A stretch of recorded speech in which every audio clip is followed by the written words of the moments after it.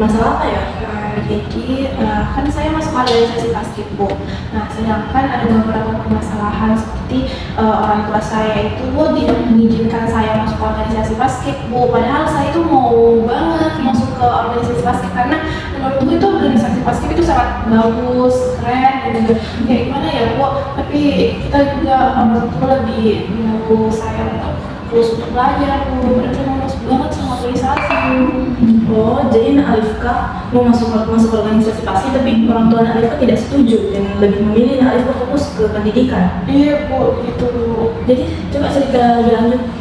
Gini, Bu, kan dari awal masuk sekolah itu, Bu, aku ini mau banget masuk pasti, Bu. Tapi mau gimana lagi, orang tua nggak mengizinkan karena orang tua bilang kesehatan saya itu tidak bagus untuk masuk pasti, nanti sakit, nanti ada hal-hal yang tidak bagus atau hal-hal yang mungkin membuat saya tidak sehat lagi, Bu. Padahal kalau menurut saya itu organisasi pasti itu membuat kita gimana ya, Bu, kayak akan membantu kita gitu, Bu, atau gimana ya. Oh, jadi orang tua Nak Alifka tidak mengizinkan Nak Alifka masuk PASKI karena kondisi kesehatan Nak Alifka sendiri. Iya. Tapi Nak Alifka tetap mau karena merasa di PASKI itu seru. Iya, Bu, ini begitu, Bu. Kayak aku tuh bingung banget, Bu, mau gimana ya, Bu. Di sisi lain aku suka organisasi, di sisi lain aku harus mendengarkan orang tua untuk jangan masuk organisasi basket ini, Bu. Oh, jadi di sini Nak Alifka bingung antara mengikuti kata hati Nak Alifka atau mengikuti kata-kata orang tua Nak Alifka. Iya, Bu. Jadi kayak gimana ya, Bu, kayak susah banget mau dijelaskannya itu mau gimana, coba.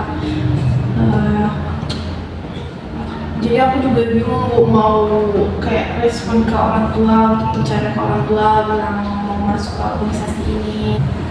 Mungkin Nak Alifka bisa kasih tahu orang tuanya, nggak bujuk orang tuanya untuk tetap ikut PASKI, tapi Nak Alifka juga harus tahu keadaan Alifka yang tidak sehat. Mungkin Nak Alifka tidak usah terlalu memaksakan diri untuk di PASKI, biasa-biasa saja supaya kesehatan Nak Alifka juga tidak terganggu. Jadi orang tua Nak Alifka tidak khawatir. Baik, Bu, nanti saya coba bicara lagi sama orang tua saya ya, Bu. Iya, karena orang tua Nak Alifka pasti mau yang terbaik untuk Nak Alifka. Baik, Bu.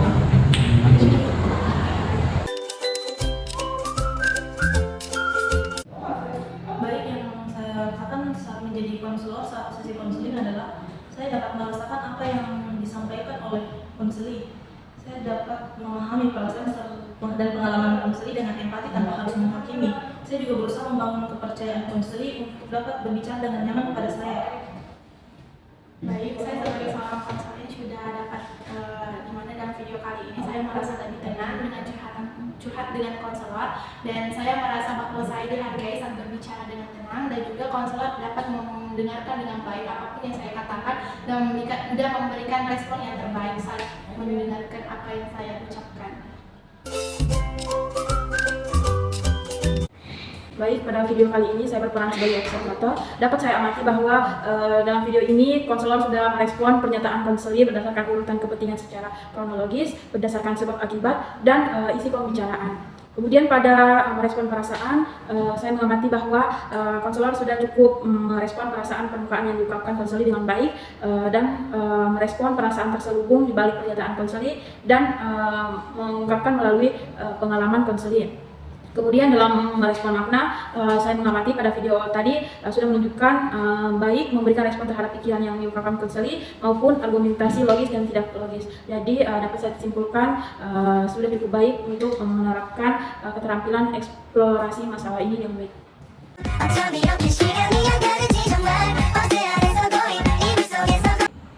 Apa kabar, Novi? Alhamdulillah baik, Bu. Alhamdulillah kalau Novi sehat selalu hari ini. Kalau boleh tahu, Novi datang ke sini meminta bantuan apa sama Ibu? Saya datang ke sini, Bu, saya mau cerita, Bu. Ada hal yang membuat saya merasa khawatir, Bu. Kalau boleh tahu, Novi khawatir tentang apa? Begini, Bu, jadi saya tuh ada merasa kurang percaya diri, Bu. Nah, kalau percaya diri Novi itu maksudnya kayak percaya diri dalam hal apa tuh? Jadi saya, Bu, merasa kurang percaya diri dalam hal berbicara di depan umum, Bu. Dan itu sudah membuat saya, akademik saya dan sosial saya itu mulai menurun, Bu, terganggu, Bu, dengan hal itu. Sebenarnya ini kesulitan dalam berbicara depan umum ya? Iya, Bu, jadi saya sulit berbicara di depan umum, apalagi dengan banyak orang, Bu, di depan saya merasa gugup, cemas, dan takut, Bu, saya nantinya salah bicara di depan orang gitu, Bu. Nah, kalau misalnya berbicara di depan umum kan semua orang pasti merasa takut ya. Kalau Nanovi itu memangnya dari dulu memang seperti ini dia bisa berbicara depan umum. Kalau dari dulu saya kurang tahu, soalnya saya ini baru masuk organisasi Bu, terus saya tiba-tiba disuruh untuk bicara di depan umum, dan itu saya merasa gugup Bu, takut, cemas, takut salah bicara di depan orang Bu, dan saya sudah mencoba untuk tarik nafas dalam-dalam dan itu sudah tidak cukup membantu Bu. Jadi ini pertama kali Nanovi bicara depan umum ya. Iya Bu, kebetulan saya ambil tugas dalam organisasi Rohis Bu. Jadi menurut ibu sih Nanovi kayak teman-teman Nanovi juga kebanyakan teman-teman Nanovi itu biasa takut berbicara depan umum. Tapi kalau misalnya solusi dari ibu, apakah Nanovi pernah menggunakan cermin sebagai ajian untuk berbicara depan umum, atau kayak membantu Nanovi untuk lebih aktif lagi berbicara, kayak berbicara dengan cermin ataukah berbicara dengan orang lain? Kalau cara itu Bu, seperti bicara depan cermin, belum pernah Bu. Belum pernah dilakukan ya? Belum pernah sih Bu sejauh ini. Jadi kalau misalnya dari ibu sendiri, kalau misalnya mau membantu Nanovi untuk berbicara dengan umum itu, usahakan untuk berbicara depan cermin dulu kan, supaya lebih membantu Nanovi melihat penampilan Nanovi di depan cermin dan sebagainya. Oh iya Bu, terima kasih Bu sarannya Bu. Saya akan mencoba untuk bicara depan cermin untuk melatih saya bisa untuk berbicara depan umum Bu. Terima kasih Bu atas sarannya. Iya. Tapi kalau misalnya Nanovi masih takut ya atau grogi lagi berbicara depan umum, nanti bisa ketemu dengan ibu lagi, atau kayak bisa berbicara dengan ibu, atau kayak nanti ibu bantu lagi ya untuk terampil berbicara depan umum, supaya Nanovi ini tidak akan grogi lagi, takut dan cemas lagi untuk berbicara depan umum. Baik Bu, saya rasa saya sudah lega Bu karena masalah saya sudah cerita ke Ibu. Makasih ya Bu atas saran-sarannya. Mungkin setelah ini saya bisa coba untuk bicara depan cermin. Kedepannya lebih semangat lagi ya berbicara depan umum, karena semua orang pasti pernah merasakan apa yang Nanovi rasakan saat ini. Tapi mereka tetap belajar dan sampai sekarang mereka sudah bisa berbicara depan umum. Ya, makasih banget Bu. Ya, sama-sama. Baik, selama saya menjadi seorang konselor, di mana saya mendengarkan apapun yang dibicarakan oleh konselor ataupun curhatan konselor terhadap saya, di mana saya akan menerapkan rasa tanggung jawab dan juga keterampilan dalam mendengarkan dalam video ini. Baik, saya sebagai konseling, saya merasa lebih memahami diri saya sendiri sekarang setelah menjalani konseling.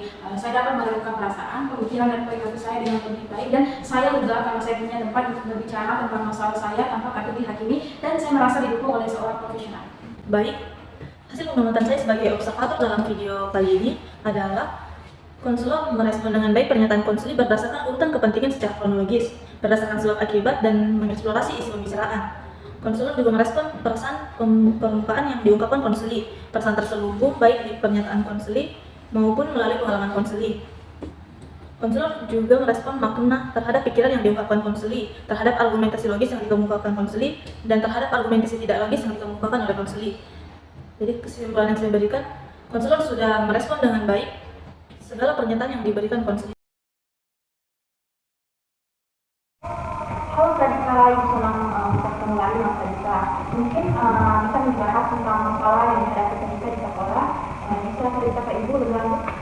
Iya, untuk jujur, masalahku itu saya beberapa kali beberapa kali paham karena itu jadi saya kesulitan mengerjakan tugas-tugas Bu. Jadi biasanya kalau jadi tugas ini susah belajar di matematika. Mungkin ada hal spesifik, mungkin ketika terganggu dalam matematika atau susah belajar matematika. Jadi itu saya belum sekali memahami atau mengerti rumus-rumus dan konsepnya juga kan pelajaran trigonometri saya tidak paham sekali. Oke, jadi bagian trigonometri yang membuat ketika ini susah. Gimana perasaan ketika ini ketika sulit memahami trigonometri ini? Saya takut sekali Bu, saya juga merasa khawatir karena saya takut nilai rapor saya menjadi jelek dan ini membuat saya tertekan Bu. Oh, itu paham. Jadi ketika ini sudah coba cerita ke orang lain atau mungkin sudah coba cara untuk mengatasi masalah ini? Iya, saya sudah coba katakannya ke teman-teman saya Bu, tapi saya tetap kesulitan memahami ini bikin saya susah. Oke, itu paham. Mungkin ada momen-momen di kelas yang mengganggu kamu dalam memahami matematika? Kayaknya. Iya Ibu, ada. Terkadang ketika dulu pakai tugas mengenai susah sekali dengan teman-teman yang lain langsung mengerti dan paham. Itu bikin saya merasa putus asa dan khawatir Bu. Mungkin ada masalah di rumah atau hal-hal pribadi yang bisa mengganggu kamu dalam memahami matematika ini? Iya Ibu, ada beberapa kekhawatiran dan masalah di rumah Ibu. Kita cerita kayak gitu.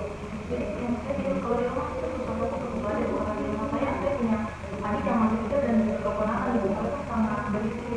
Apalagi rumah saya juga di jalan raya Bu, itu juga sama-sama berisik dan kita lakukan kendaraan lewat. Oh, tua ibu bahan.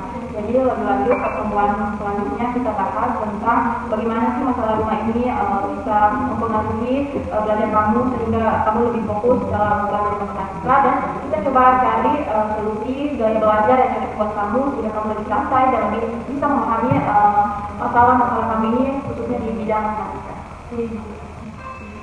Baiklah, jadi di sini saya sebagai konselor, saya merasa saya sudah mampu merasakan dan memahami perasaan serta pengalaman konseli dengan menunjukkan rasa empati, dan saya belajar membangun kepercayaan dengan konseli sehingga konseli merasa nyaman berbicara tentang masalah mereka, dan saya juga berlatih untuk memiliki keterampilan komunikasi yang baik, termasuk kemampuan mendengarkan aktif, bertanya dengan bijak, dan berbicara dengan jelas. Baik, yang saya rasakan sebagai konseling setelah melalui sesi konseling adalah saya merasa lebih lega karena saya dapat mengungkapkan apa yang saya pendam selama ini tanpa harus merasa dihakimi dengan menyampaikannya pada seorang profesional. Baik, dalam video kali ini saya sebagai observator dengan menilai dengan video yang telah ditampilkan oleh teman saya. Adapun dalam merespon isi, merespon pernyataan konselin berdasarkan urutan kepentingan secara kronologis, di mana konselor dapat memahami apapun yang dipikirkan ataupun perasaan konselin saat itu.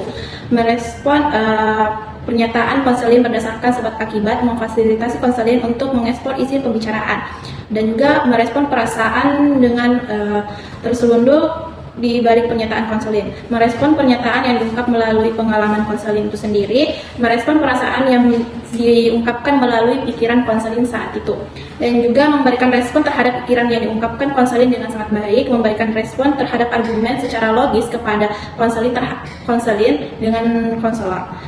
Dengan kesimpulannya dalam video kali ini, di mana konselor telah merespon dengan sangat baik apapun yang dibicarakan oleh konselin dengan keterampilan mendengarkan dengan sangat baik.